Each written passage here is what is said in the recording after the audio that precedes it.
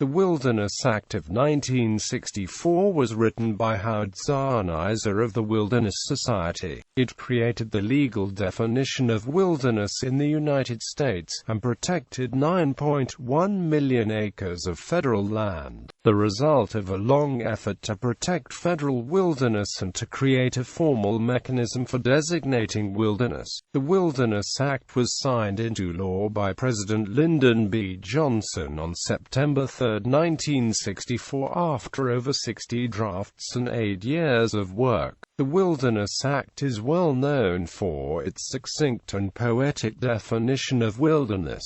A wilderness, in contrast with those areas where man and his own works dominate the landscape, is hereby recognized as an area where the earth and its community of life are untrammeled by man, where man himself is a visitor who does not remain. Quote, when Congress passed and President Lyndon Johnson signed the Wilderness Act on September 3, 1964, it created the National Wilderness Preservation System. The initial statutory wilderness areas, designated in the Act, comprised 9.1 million acres of national forest wilderness areas in the United States of America previously protected by administrative orders. The current amount of areas designated by the NWPS as wilderness totals 757 areas encompassing 109.5 million acres of federally owned land in 44 states and Puerto Rico. Statistics.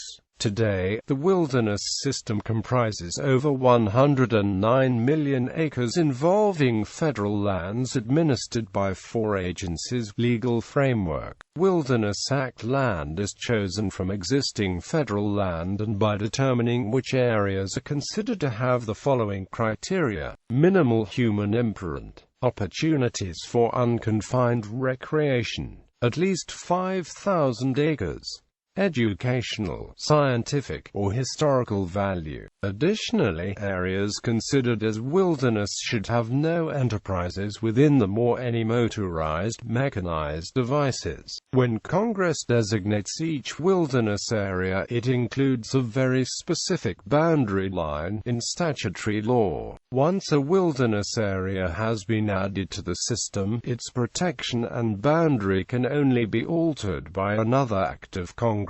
The basics of the program set out in the Wilderness Act are straightforward. The lands protected as wilderness are areas of our public lands. Wilderness designation is a protective overlay Congress applies to selected portions of national forests, parks, wildlife refuges, and other public lands. Within wilderness areas, the Wilderness Act strives to restrain human influences so that ecosystems can change over time in their own way, free, as much as possible, from human manipulation. In these areas, as the Wilderness Act puts it, the earth and its community of life are untrammeled by man, untrammeled meaning the forces of nature operate unrestrained and unaltered. Wilderness areas serve multiple uses, but the law limits uses to those consistent with the Wilderness Act mandate that each wilderness area be administered to preserve the wilderness character of the area. Quote, for example, these areas protect watersheds and clean water supplies vital to downstream municipalities and agriculture, as well as habitats supporting diverse wildlife, including endangered species, while logging and oil and gas drilling are prohibited, along with many other uses for the American people. Wilderness areas are popular for diverse kinds of outdoor recreation, but without motorized or mechanical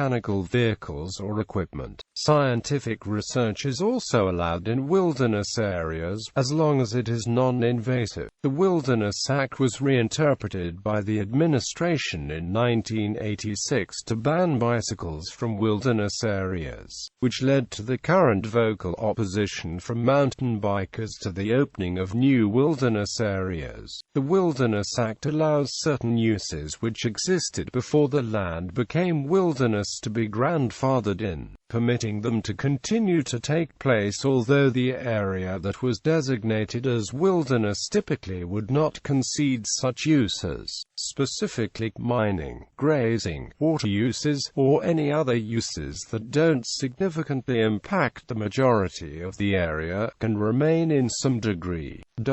When the Wilderness Act was passed, it ignored lands managed by the Bureau of Land Management because of uncertainty of policymakers surrounding the future of those areas. The uncertainty was clarified in 1976 with the passing of the Federal Land Policy and Management Act, which stated that land managed by the Bureau of Land Management would remain federally owned and, between March 1978 and November 1980, would be reviewed to possibly be labeled as wilderness. Some argue that the criteria to determine wilderness are vague and open to interpretation. For example, one criterion for wilderness is that it be roadless, and the Act does not define the term roadless. Wilderness advocacy groups and some agency bureaucrats have attempted to impose a standard where the word roadless refers to the absence of roads that have been improved and maintained by mechanical means.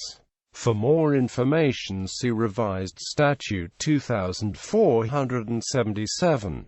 Future legislation. Congress considers additional proposals every year, some recommended by federal agencies and many proposed by grassroots conservation and sportsmen's organizations. Congressional bills are pending to designate new wilderness areas in Utah, Colorado, Washington, California, Virginia, Idaho, West Virginia, Montana, and New Hampshire. Grassroots coalitions are working with local congressional delegations on legislative proposals for additional wilderness areas, including Vermont, southern Arizona, national grasslands in South Dakota, Rocky Mountain peaks of Montana, Colorado, and Wyoming. The U.S. Forest Service has recommended new wilderness designations, which citizen groups may propose to expand.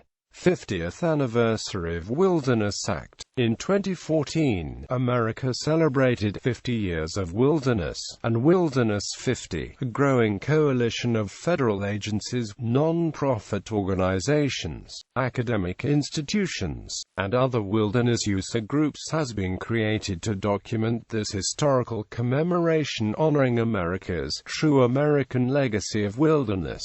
A series of projects and events were held to commemorate the 50th year of the Wilderness Act, including community museum, airport and visit center displays, national website and social media campaign, Smithsonian photography exhibition, Washington, D.C., Wilderness Week in September, and the National Wilderness Conference.